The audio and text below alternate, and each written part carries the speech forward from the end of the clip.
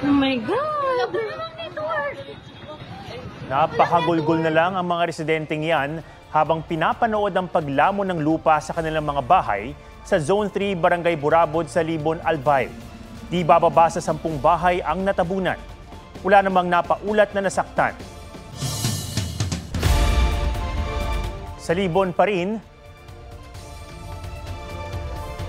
isa namang bangkay ang natagpuan ng Coast Guard Bicol na nagsagawa ng rescue operations. Suspendido na ang klase sa lahat ng antas ng paaralan sa buong Luzon bukas. Wala na ring pasok bukas sa mga tanggapan ng gobyerno sa buong Luzon dahil sa inasahang pag-ulang dulot ng Bagyong Christine. Inanunsya yan ng Office of the Executive Vice or the Executive Secretary. Bago pa man ang inaasahang landfall ngayong gabi, hanggang bukas ng madaling araw sa Isabela, mahigit 1 milyong individual na ang naapektuhan ng Bagyong Christine sa iba't ibang rehiyon sa bansa. 3 ang nasawi. Sa ngayon, nakararanas ng malakas na hangin at ulan ang Aurora. May live report si Katrina Son. Katrina? Atom, sa mga oras nga na ito ay malakas na hangin na sinasabayan ng pabugso-bugsong pag-ulan ang nararanasan natin dito sa Kasiguran sa Aurora. Nasa ilalim ng Signal Number 3 ang northern at central portions ng Aurora, habang Signal Number 2 naman ang nalalabing bahagi nito. Kasabay ng malakas na buhos ng ulan, ang mabilis na pagtaas ng tubig sa ilog sa Isabela. Hindi na makaya, ma'am, kasi malulubog lang yung dadaan dyan. Ang ilang taga-Ilagan City dinala na sa mas ligtas na lugar ang kanilang mga alagang hayop at mga gamit. Halos 400 individual na ang nag-evacuate mula sa iba't ibang bayan sa Isabela. Ang lakas po yung hangin, may baby po ako. Inaasahang ngayong gabi magla-landfall ang Bagyong Christine sa Isabela. Inilikas na rin ang mga residente sa coastal town ng Divilacan at Palanan dahil sa banta ng storm surge. Sa Dipakulaw, Aurora, natatakot ako sa hangin. Ayoko pang mamatay. Malakas na hangin na sinabayan pa ng pag-uulan ang naranasan ng mga taga rito sa Barangay Borlongan sa Dipakulaw, Aurora. Mula yan kagabi hanggang kaninang madaling araw. Kaya naman ang mga puno dito ng papaya naputol at nagsipagtumbahan.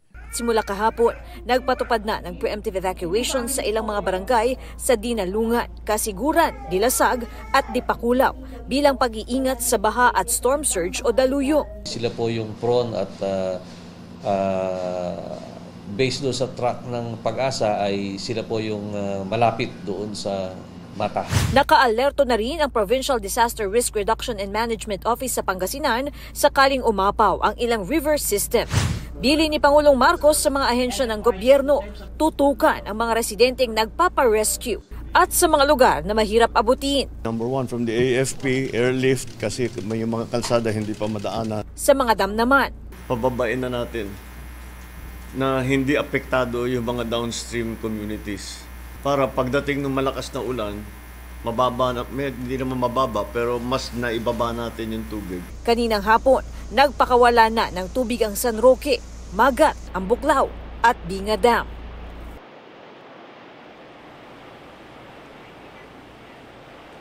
Atom, 12 mga barangay ngayon dito sa Kasiguran sa Aurora ang isinailalim sa preemptive evacuation. As of 8 p.m. kanina, Atom, nasa 116 families yan o katumbas nga ng mahigit 300 individuals. Yung mga outside evacuation naman o yung makikitulog muna o makikitira sa kanilang mga kaibigan o kamag-anak ay nasa 87 families o nasa 270 individuals. Atom? Maraming salamat, Katrina Son. Napuruhan ng Bagyong Christine ang Bicol Region kung saan record-breaking ang dami ng ulan na bumuhos. May live report si John Consulta. John. Atom, maayos na ang panahon dito sa Naga City pero ang Bagyong Christine nag-iwan ng matinding pinsala.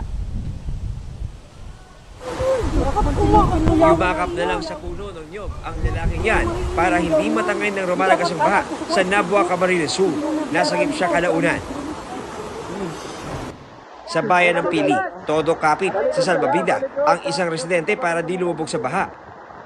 buwis-buhay siyang iniligtas ng rescuer. Atak! Atak! Sinagip din ang mga residenteng lumikas sa bubong. Sa Naga City, umabot sa ikalawang palapag ang taas ng baha, kaya tinawid ng ilang residente ang madudulas na bubong para makaakyat sa ikatlong palapag ng kanilang kapitbahay. Kasama sa mga nilikas ang isang sanggol na isinakay sa batya at ilang bata. Mabilis ding tumaas ang baha sa isang subdivision. Kinabukasan, tumambad ang patong-patong na sasakyang tinangay ng flash flood. Inagos naman sa ilog ang iba pa. Nag-swell yung river at nagiba yung fence. Around 30% of the entire territorial jurisdiction ng Naga ay binaha. And around 70% ng ating population ay naapektuhan o nakaranas ng pagbaha. First time, unprecedented po ito. Ang bayan ng Bato, nagmistulang dagat sa lawak ng baha. Lubog ang mga kasada, kaya bangka na ang ginagamit ng mga residente. Sa Libon Albay, mabilis ding tumaas ang baha, kaya napaakyat sa bubong ang ilang residente. Inabot ang second floor ng ilang bahay. Wasak naman ang biyak na Bato Bridge. Sa bayan ng Pio Duran, abot dibdib ang baha. Habang rumaragasa ang baha sa bayan ng Uwas kagabi, may narinig na nagpapasaklolo, tulong. Paghupa ng baha, sangkaterbang putik ang naiwan. Nagkalat ang mga sasakyang inanod. Sa Pulanggi, halos abutin ng tumataas na baha ang lalaking yan na nasa bubong na ng bahay. Matindi rin ang baha sa Legazpi City, kaya inilikas ang 22 taga-barangay Kabangan. Ang Ginubatan, nalubog din sa buhangin at batong galing Bulkan Mayon. Natabo na naman ng landslide ang isang lalaki sa Ligao City, Albay. At 4 na bahay sa Jose Panganiban, Camarines Norte.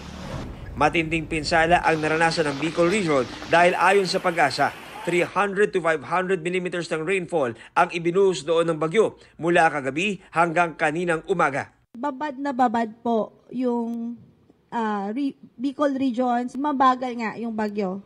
Over the past 24 hours, ang bagal ng kilos niya. So, ibig sabihin, talagang halos sa kanila nabuhos.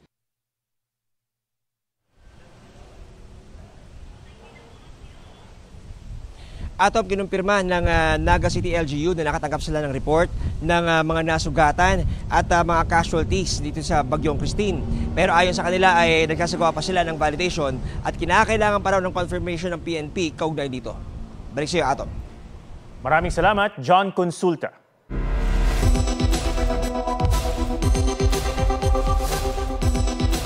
Sa pagtama ng bagyo o anumang kalamidad, mabuting matiyak pa rin na malinis ang inuming tubig para iwas sakit. Pakuluan ang tubig sa loob ng 2 minuto, takpan habang pinapalamig at saka isalin sa tamang lalagyan para hindi makontamina. Pwede rin gumamit ng chlorine tablets na libre makukuha sa mga LGU at health center. Sa kanyang pagdalo sa Senate hearing, harap-harapang inakusahan si Pastor Apollo Kibuloy ng mga dating miyembro ng Kingdom of Jesus Christ ng pang-aabuso. Ang tugon ni Kibuloy sa report ni Ian Cruz. After turning off the light, he embraced me and left me in shock and speechless. He then said, "This is the fulfillment of God's revelation." You cannot say, "I don't want," because if you say, "I don't want," he said, "you will go to hell," like things like that. Isinalaysay ng mga dating miyembro ng Kingdom of Jesus Christ ang naranasan umano nilang pang-aabuso sa kamay ni Pastor Apollo Kibuloy, ang Ukrainian na si Yulia Voronina, bahagi raw noon ng pastoral ministry. Nobody can deny that there is a pastoral ministry, even Mr. Kibuloy himself. And everybody knows that only girls and young and beautiful women are included there. He had the key of each room, and just in the middle of the night, he come to my room and have sex with me. Wala pong katotohanan yung kanilang mga sinabi. Kung meron po silang mga charges na criminal laban sa akin, malaya po silang mag-file ng kaso at doon ko haharapin. Isa sa mga orihinal na miyembro ng KOJC, si Teresita Valdehueza, na hindi lang daw nakaranas ng sexual abuse, pinaghanap din daw siya ng pera para matustusan ng gasto sa KOJC at marangyang pamumuhay ni Kibuloy at ibang opisyal ng grupo. May kota raw ang mga KOJC worker at minsang nakalikom ng 10 to 15 million pesos. We recruited and trafficked our young people from Mindanao and Visayas to Carol in the provinces of Luzon and in the National Capital Region cities. Marami pong estudyante na Nobyembre pa lang kailangan nang mag-absent sa paralan at ang iba hindi na nakabalik sa pag-aaral dahil inuna ang simbahan. Wala pong polisiyang ganon ang kingdom na magpalimos. Hindi po. Wala pong katotohanan yun. Pinarusahan din daw siya at hindi pinakain ng ilang araw dahil sa mga gawa-gawang akusasyon. Lumalabas sa investigasyon ng PNP na nasa 200 babae ang na-rape di umano ni Kibuloy. May private army rin umano siya na kung tawagin ay Angels of Death. Apollo Kibuloy handpicked trusted members with background in military and security training to compose the Angels of Death. Ayon sa isa umanong dating miyembro nito, pumapatay sila para ipakita ang kanilang loyalty kay Kibuloy. Yung Angel of Death is nabuo po yun, yung sa mga against sa kanya. Papatayin yung mga pamilya niya, pag lumabas, pag marami silang alam. Itinanggi ni Kibuloy ang mga aligasyon. Malaya raw ang mga dating miyembro na maghabla laban sa kanya. Sa korte rin daw niya haharapin at sasagutin ang mga akusasyon. This one is like trial by publicity. Wala kaming resource person. Walang galing sa amin. Galing lahat doon sa kabila. Bukod sa mga kaso sa Pilipinas, naharap din si Kibuloy sa ilang kasong may kaugnayan sa sex trafficking sa Amerika. Ian Cruz, nagbabalita para sa GMA Integrated News. Isang sanggol ang kabilang sa mga niligtas sa Lopez, Quezon sa gitna ng mabilis na pagtaas ng baha. Ay, sige, ako nang bahala doon. Okay, sige. May sanggol? Hala. Sige po, may isang sanggol pa po pala dito. Ang bahay. Sumabay pa ang brownout kaya pahirapan ng rescue operation. Ayon sa LGU, umabot ng 400 ng mga evacuees sa buong bayan. 12 barangay ang lumubog sa kasagsagan ng baha. Sa ngayon, 7 barangay pa rin ang apektado. Sa bayan ng San Narciso, bahagyang inanod ng baha patungo sa gilid ng highway ang isang bus. Ligtas naman ang mga sakay nito. Naglalaki ang alon naman ng humampas sa Batangas Port. Hinahanap ng pamunuan ng Pantala ng Batangas PDRRMO ng matutuluyan ng mahigit 200 na stranded na pasahero. Posibleng Sabado o Biyernes pa raw manunumbalik sa normal ang biyahe ng mga barko.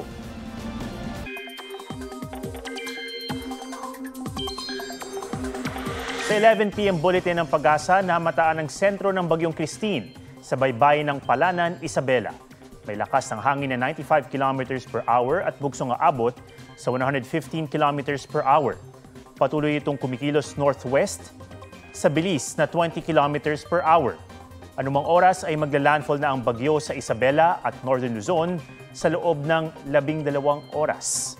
Signal number 3 sa Isabela, Quirino, Nueva Vizcaya, Kalinga, Mountain Province, Ifugao, southern portion ng Abra, Benguet, northern at central portions ng Aurora, northern portion ng Nueva Ecija, northern portion ng Tarlac, northern portion ng Zambales, Pangasinan, La Union, central at northern portions ng Ilocos Sur. Signal number 2 naman sa Metro Manila, Ilocos Norte, rest of Ilocos Sur, Apayao, rest of Abra, Cagayan kabilang ang Babuyan Islands, rest of Aurora, rest of Nueva Ecija, Bulacan, rest of Tarlac, Pampanga, rest of Zambales, Bataan, Cavite, Laguna, Rizal, Batangas, northern at central portions ng Quezon kabilang ang Pulilio Islands at northwestern portion ng Camarines Norte. Signal number 1 naman sa Batanes, rest of Quezon, Occidental Mindoro kasama ang Lubang Islands, Oriental Mindoro, Marinduque, Romblon, northern portion ng mainland Palawan, Cuyo Islands, Calamian Islands, rest of Camarines Norte, Camarines Sur, Albay, Sorsogon at Masbate kasama ang Ticao at Burias Islands.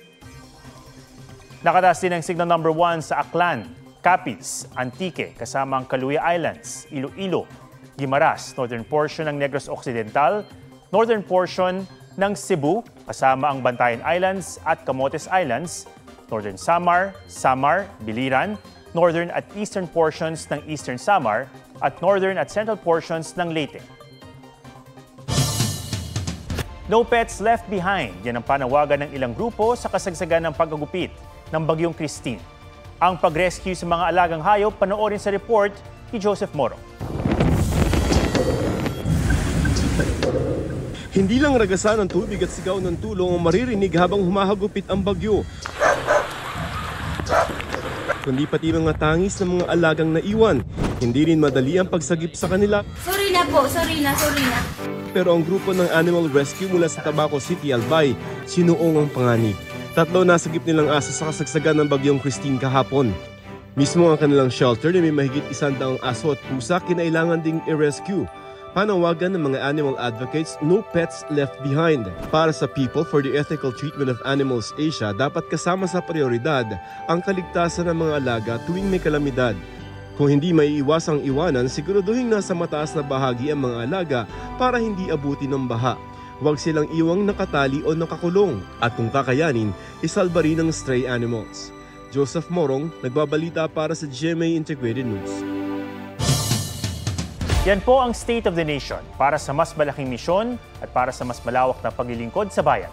Ako si Ato Maraulio mula sa GMA Integrated News, ang News Authority ng Pilipino.